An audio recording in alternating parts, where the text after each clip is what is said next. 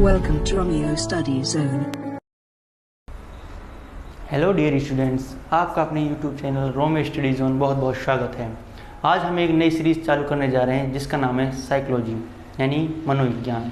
आज हमारा first lecture रहेगा और आज हम साइकोलॉजी के बारे में बेसिक जानकारी प्राप्त करेंगे। साइकोलॉजी क्या होती है, साइकोलॉजी विषय कहाँ से निकल कर आया और साइकोलॉजी में क्या क्या होता है, इसके बारे में हम विस्तार पूर्वक आज चर्चा करेंगे।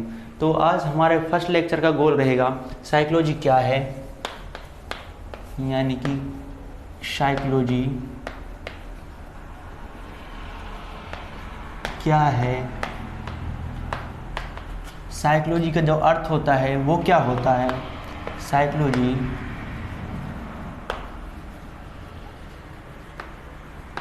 जी का अर्थ, ठीक है। फिर हम साइकोलॉजी के विभिन्न जो सिद्धांत हैं उनके बारे में पढ़ेंगे और जो साइकोलॉजी है कैसे कैसे अस्तित्व में आए इसके बारे में पूरा पढ़ेंगे। फिर हम साइकोलॉजी की कुछ परिभाषाएं पढ़ेंगे,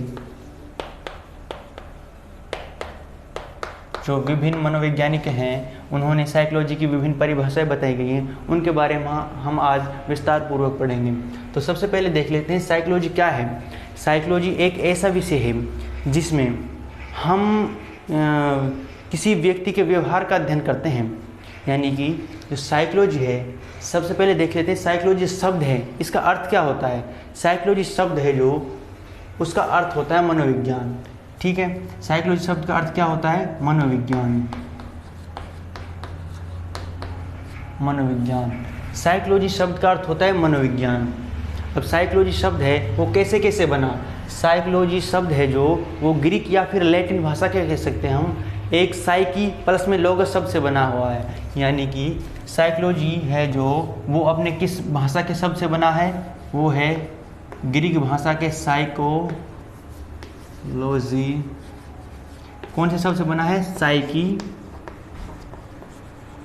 प्लस में लोगस शब्द से बना है, जिसमें साइकी का अर्थ हम देखें तो भारतीय दर्शन के शास्त्र के अनुसार साइकी का अर्थ होता है आत्मा, और लोगस का अर्थ होता है विज्ञान।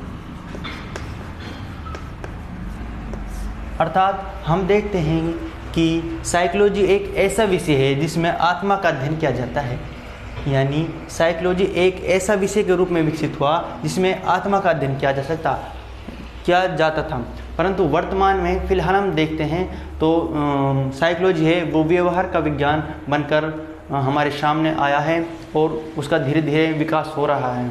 तो आज हम इनके कुछ, सबसे पहले हमने साइकोलॉजी शब्द का अर्थ देखा, कौन कौन से वर्डों से बना है, ये किस भाषा के वर्ड हैं, ये हैं ग्रीक या फिर लैटिन भाषा के वर्ड, लैटिन भाषा के वर्ड।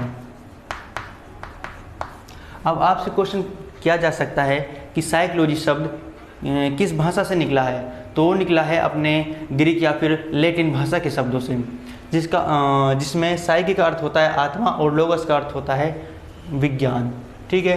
ये हमने देख लिया साइकोलॉजी क्या है। साइकोलॉजी एक ऐसा विषय है जिसमें हम सबसे पहले आत्मा का अध्ययन करते थे, फिर मन का अध्ययन करते थे, फिर चेतना का अध्ययन करते थे, अब परंतु वर्तमान में हम इसमें व्यवहार का अध्ययन करते हैं, ठीक है। फिर हमने देखा साइकोलॉजी का अर्थ देख लिया, फिर इसकी कुछ परिभाषाएं हैं और इसका विकास क्रम कैसे कैसे हुआ, साइकोलॉजी का जब विकास है वो कैसे हुआ, विकास क्रम।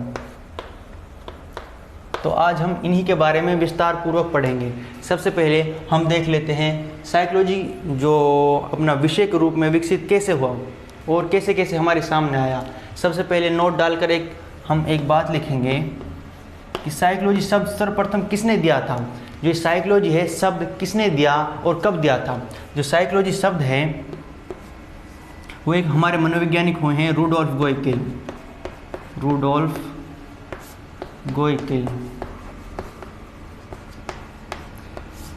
गोइकिल नामक मनोवैज्ञानिक ने सर्वप्रथम साइकोलॉजी शब्द दिया था। कब दिया था, वो दिया था 1590 में, 1590 ईस्वी में, यानी कि सर्वप्रथम कब, सर्वप्रथम साइकोलॉजी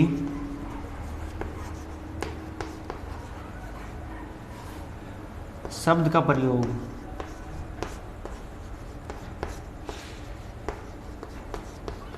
किसने किया था? रूडोल्फ वोल्किल ने। कब किया था? 1590। इनकी एक पुस्तक है, उसका नाम है साइकोलॉजिया। कौन सी है? साइकोलॉजिया।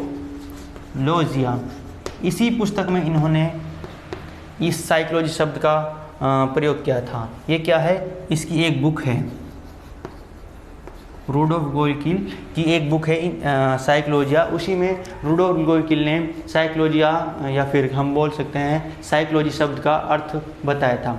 और उसमें इन्होंने बताया साइकी का अर्थ आत्मा और लोगस का अर्थ विज्ञान। ठीक है, सबसे पहले हम इसका विकास क्रम देख लेते हैं कि साइकोलॉजी है उसका विकास कैसे कैसे हुआ।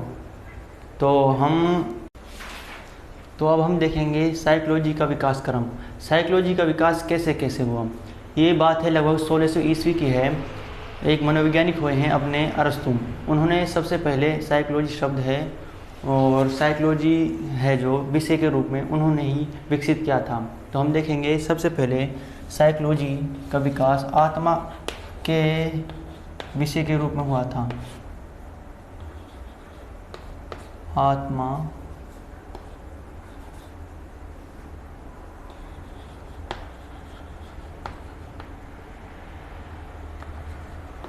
फिर उसके बाद देखे जाए तो मन या फिर मस्तिष्क के अध्ययन के रूप में साइकोलॉजी का विकास हुआ था।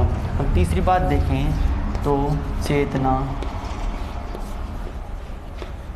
के अध्ययन के रूप में साइकोलॉजी का विकास हुआ। और वर्तमान में देखें, वर्तमान में हमारा व्यवहार का विज्ञान वर्तमान में देखी जाए तो वर्तमान में व्यवहार के विज्ञान के रूप में साइकोलॉजी को जाना जाता है। अब ये कैसे कैसे विकसित हुआ और इनके जनक कौन कौन माने जाते हैं। तो आत्मा के अध्ययन के जनक हैं जो अरस्तु माने जाते हैं।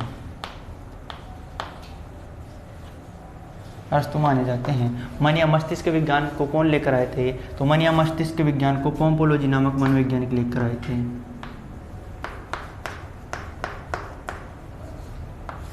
फिर तीसरा है चेतना का अध्ययन, यानी कि चेतना का विज्ञान। चेतना का विज्ञान कौन लेकर आए थे? चेतना के विज्ञान को लेकर अपने विलियम वुंट लेकर आए थे। William Wundt. और व्यवहार के विज्ञान को अपने जे.बी. वॉटसन लेकर आए थे। जे.बी. वॉटसन। तो हमने देखा आत्मा का अध्ययन या फिर आत्मा के विज्ञान के रूप में अरस्तु ने, किसने? अरस्तु ने ये साइकोलॉजी शब्द है जो उसको दिया था। और मन या मस्तिष्क के अध्ययन के रूप में पोम्पोलोजी ने, और चेतना के अध्ययन के रूप में विलियम वुंट ने, और व्यवहार के विज्ञान के रूप में अपने जे.बी. वॉटसन ने साइकोलॉजी की व्याख्या की थी। ठीक है, तो हम अब इसके एक एक क्रम के बारे में यानी कि आत्मा के अध्ययन के बारे में पढ़ेंगे। फिर उसके बाद मन या मस्तिष्क के अध्ययन के बारे में पढ़ेंगे, फिर चेतना के अध्ययन के बारे में, और लास्ट में व्यवहार के विज्ञान के रूप में इसका अर्थ समझेंगे। तो सबसे पहले देख लेते हैं हम आत्मा के अध्ययन के रूप में, यानी कि आत्मा के रूप में जो अरस्तु लेकर आए थे उन्होंने इसके बारे में क्या क्या बताया था। सबसे पहले देख लेते हैं हम, तो इसको पहले हम रफ कर देते हैं। ये इंपॉर्टेंट है, क्वेश्चन आपसे सीधे भी पूछे जा सकते हैं कि आत्मा के अध्ययन के रूप में साइकोलॉजी का विकास किसने किया था। तो अपना आंसर हो जाएगा अरस्तु। और मन या मस्तिष्क के अध्ययन के रूप में साइकोलॉजी की व्याख्या किसने की थी? पोम्पोलोजी ने। ठीक है, ये पोम्पोलोजी है। ठीक है, फिर उसके बाद है चेतना के अध्ययन के रूप में विलियम वुंट लेकर आए थे, और व्यवहार के विज्ञान के रूप में अपने जे.बी. वॉटसन। ये आपसे सीधे क्वेश्चन पूछे जा सकते हैं और कई एग्जामों में ये अपने सीधे क्वेश्चन आए हुए हैं। तो एक एक करके हम पढ़ते हैं आत्मा के अध्ययन के रूप में। अब हम इसे रफ कर देते हैं।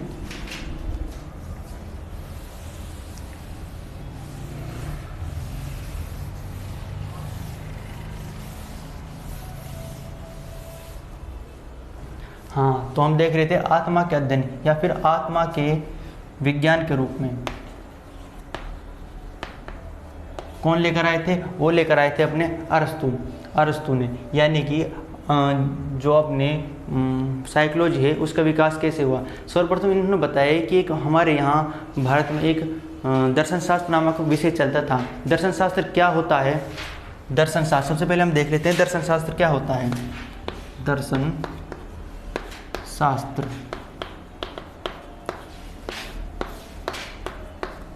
दर्शन शास्त्र एक ऐसा विषय है जिसमें आत्मा और परमात्मा के विषय में हम पढ़ते हैं। किसके बारे में? यानी कि दर्शन शास्त्र एक ऐसा विषय है, एक ऐसा विषय जिसमें आत्मा और परमात्मा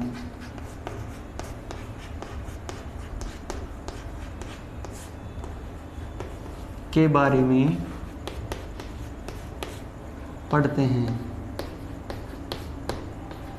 वो विषय क्या कहलाता है? वो विषय दर्शन शास्त्र कहलाता है। सबसे पहले हमारे भारत में दर्शन शास्त्र नामक एक विषय चलता था, उसी से हमारा साइकोलॉजी निकल कर आया है। दर्शन शास्त्र, इसमें हम ज्ञान इंद्रियों के द्वारा ज्ञान ग्रहण नहीं करते, इसमें सीधा किसके बारे में पढ़ते हैं? आत्मा और परमात्मा के बारे में पढ़ते हैं। तो हम इम्पोर्टेंट करके एक नोट लगा सकते हैं कि साइकोलॉजी की जननी किसे कहा जाता है। साइकोलॉजी की जननी है जो दर्शन शास्त्र को माना जाता है, यानी कि जो दर्शन शास्त्र है उसी से अपना साइकोलॉजी विषय और निकल कर आया। इसलिए साइकोलॉजी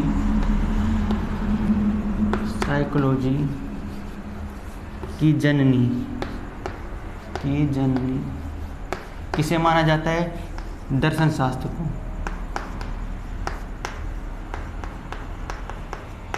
अब दूसरा क्वेश्चन, इंपॉर्टेंट क्वेश्चन ये आता है कि साइकोलॉजी का जनक किसे माना जाता है, यानी साइकोलॉजी है उसका पिता किसे कहा जाता है। तो साइकोलॉजी का पिता या फिर जनक बोल सकते हैं हम, वो माना जाता है अरस्तु को। यानी अरस्तु को हमारे साइकोलॉजी का जनक माना जाता है और जननी दर्शन शास्त्र को माना जाता है। ये अपने दोनों इंपॉर्टेंट क्वेश्चन हो गए। ठीक है, अब आपसे सीधा कई एग्जाम में क्वेश्चन आए हुए हैं ये कि साइकोलॉजी की जननी किसे माना जाता है। साइकोलॉजी की जननी दर्शन शास्त्र को माना जाता है। दर्शन शास्त्र में क्या होता है? दर्शन शास्त्र में हम आत्मा और परमात्मा यानी कि दूसरे लोगों के बारे में पढ़ते हैं। जैसे कोई दूसरे ग्रह हो गए जिसमें आत्मा के बारे में, भगवान के बारे में अध्ययन किया जाता है, उसी को दर्शन शास्त्र कहा जाता है। उसी से निकल कर अपना साइकोलॉजी आया है और धीरे धीरे इसका विकास होता चला गया। तो हम देखेंगे इसका विकास कैसे कैसे हो रहा है और होता चला जा रहा है। आज हम देखते हैं कि साइकोलॉजी के बारे में अनेक मनोवैज्ञानिकों का मत है कि यह व्यवहार के विज्ञान से भी ऊपर चला गया है।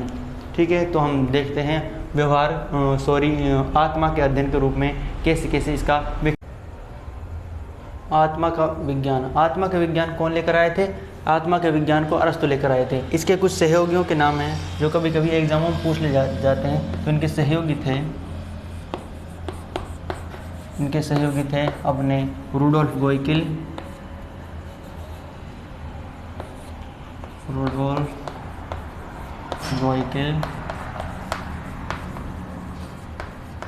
अपने सुकरात हो गए, और इनके गुरु थे प्लेटो। ठीक है, ये इसको कुछ सहयोगी थे। एक रवीनी था, ये इनके कुछ सहयोगी हैं। ठीक है, तो हम देख लेते हैं। सबसे पहले क्या हुआ था कि अरस्तु ने बताया कि हमारे जो ज्ञान इंद्रियां हैं वो हम आत्मा को ज्ञान ले जाकर देती हैं। यानी कि इन्होंने शरीर के या फिर मानव के केंद्र बिंदु आत्मा को माना था। यानी कि जो भी हमारे ज्ञान इंद्रियां हैं, आँख, नाक, कान, जीभ और त्वचा, ये सभी किसको ज्ञान ले जाकर देती है? ये सभी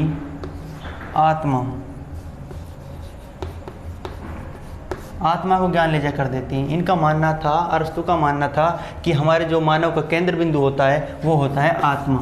यानी कि हम जो भी ग्रहण करते हैं, यानी कि हम जो भी ज्ञान ग्रहण करते हैं वो आत्मा को ले जाकर दिया जाता है। इनका ये मुख्य बिंदु था वो था आत्मा। ठीक है, फिर धीरे धीरे इसकी आलोचना होने लगी कि आत्मा तो एक अमूर्त चीज़ है, इसमें कैसे माना जा सकता है, इस पर कोई एक्सपेरिमेंट भी नहीं किया जा सकता। तो इससे धीरे धीरे फैल किया जाने लगा। 16वीं शताब्दी तक ये चलता रहा, यानी कि आत्मा के विज्ञान के रूप में साइकोलॉजी को 16वीं शताब्दी तक माने जाने लगा। परंतु 16वीं शताब्दी के अंत में इसकी है जो आलोचना होने लगी, यानी कि 16वीं शताब्दी के अंत में अरस्तु साहब की जो आलोचना होने लगी और कहा गया कि आत्मा एक अचेतन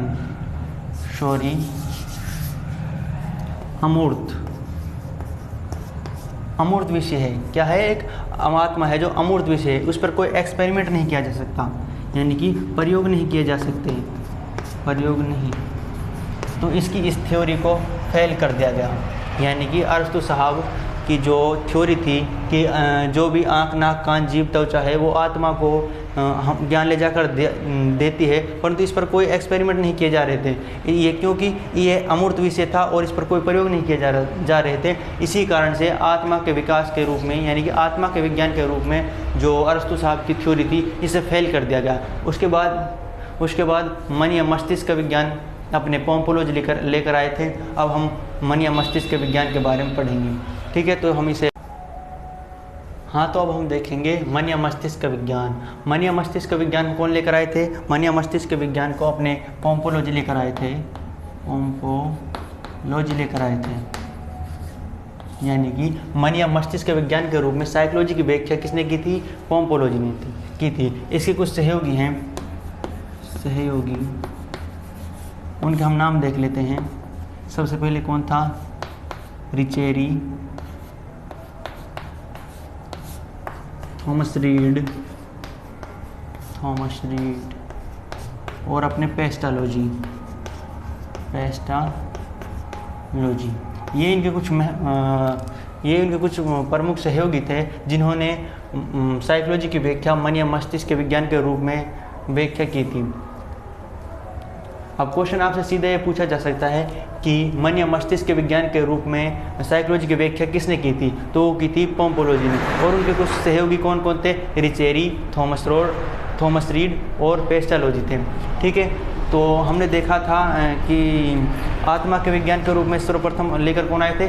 अरस्तु साहब लेकर आए थे, परंतु उनकी परिभाषा को फेल कर दिया गया, क्योंकि आत्मा एक अमूर्त विषय होता है जिसके बारे में कोई हम इतना पता नहीं लगा पाए, उस पर कोई एक्सपेरिमेंट नहीं कर पाए, क्योंकि आत्मा का ना कोई रंग होता है ना कोई रूप होता है।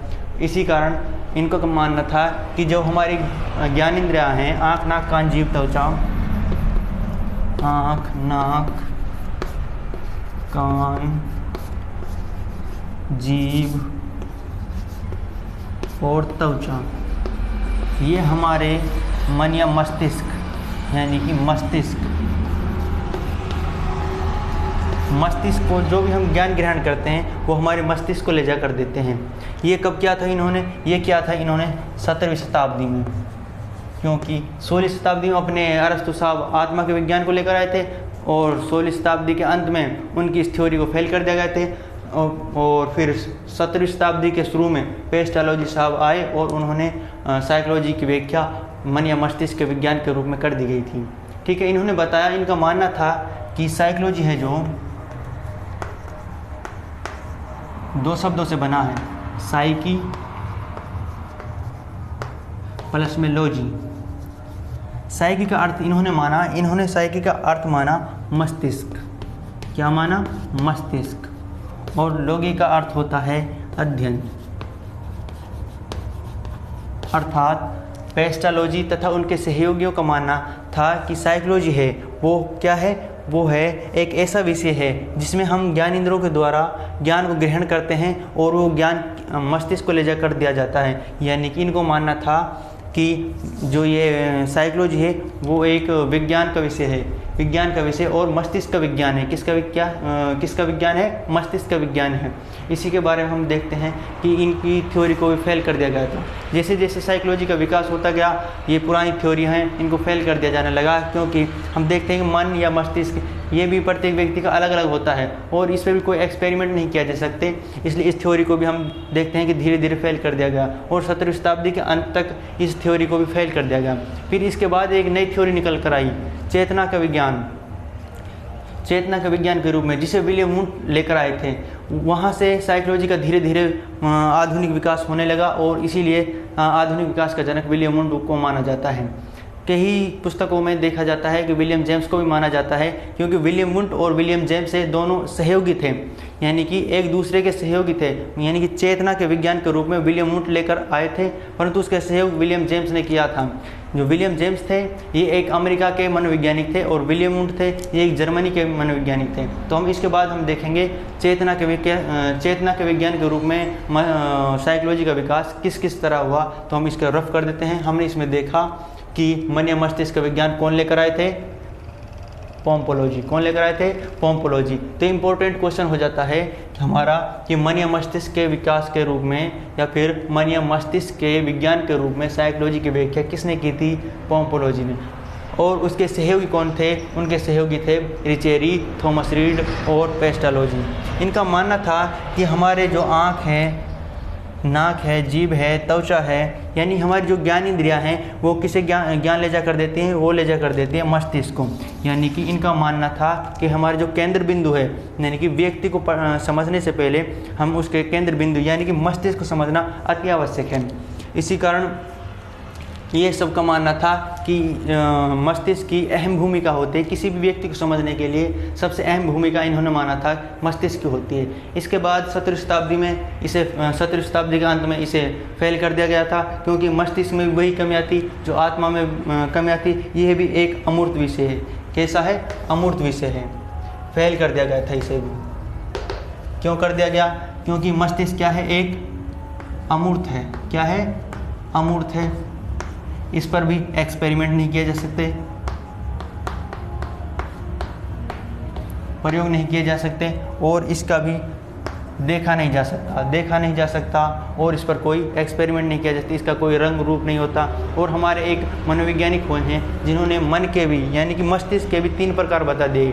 कौन कौन से? चेतन मन, अचेतन मन और अर्धचेतन मन। जबकि इन्होंने माना था ओनली एक प्रकार के मस्तिष्क को, जो था चेतन मन। इसलिए इसको फेल कर दिया गया था। तो अब हम देखेंगे चेतना के विज्ञान के रूप में साइकोलॉजी का विकास कैसे कैसे हुआ। तो हम इसे तो अब हम देखेंगे चेतना का विज्ञान। चेतना के विज्ञान को लेकर आए थे अपने विलियम वुंट। कौन लेकर आए थे? William Wundt.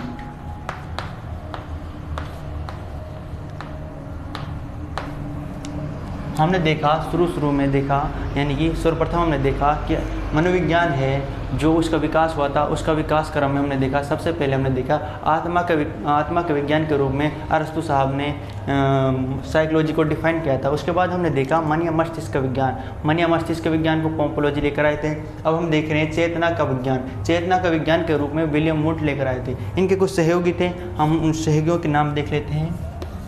सहयोगी कौन थे? जैसा कि मैंने पहले बताया, एक कौन था? William James.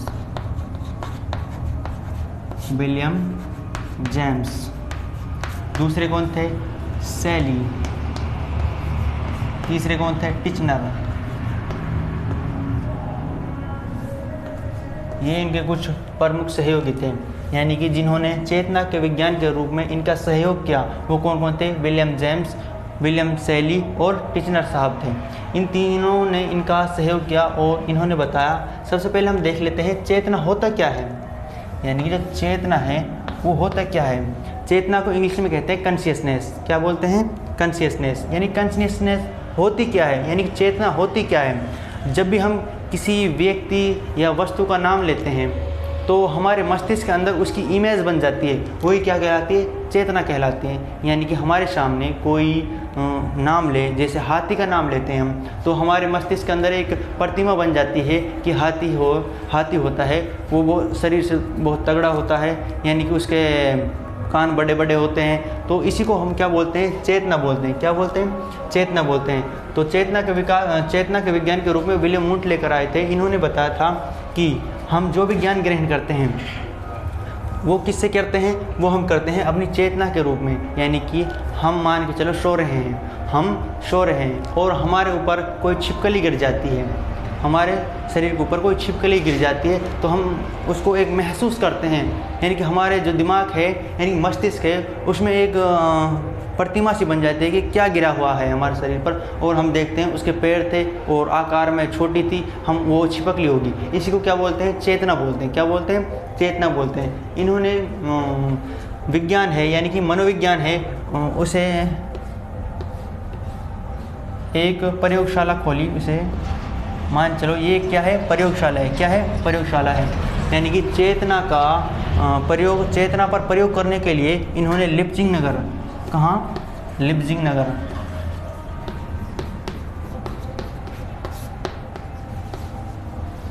लिप्जिंग नगर जो कि कहाँ है, जर्मनी में, वहाँ पर एक प्रयोगशाला खोली। इसमें क्या था, इसमें ये चेतना पर प्रयोग करने लगा, इसीलिए इसे प्रयोगात्मक मनोविज्ञान का जनक विलियम वुंट को माना जाता है। ये अपना एक नोट लिख लो कि प्रयोगात्मक मनोविज्ञान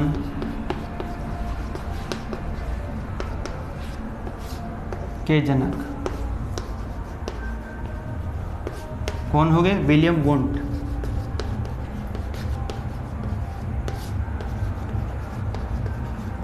अगर हमारे सामने क्वेश्चन आता है कि साइकोलॉजी यानी कि मनोविज्ञान के जनक कौन है, मनोविज्ञान के जनक हैं अरस्तु, परंतु क्वेश्चन आ जाता है प्रयोगात्मक मनोविज्ञान के जनक कौन है, प्रयोगात्मक मनोविज्ञान के जनक हैं विलियम वुंट। इन्होंने क्या किया था, इन्होंने जर्मनी के लिप्जिंग नगर में एक विश्वविद्यालय है जिसका नाम है कार्ल मार्क्स। क्या नाम है, कार्ल मार्क्स विश्वविद्यालय। वहाँ पर एक प्रयोग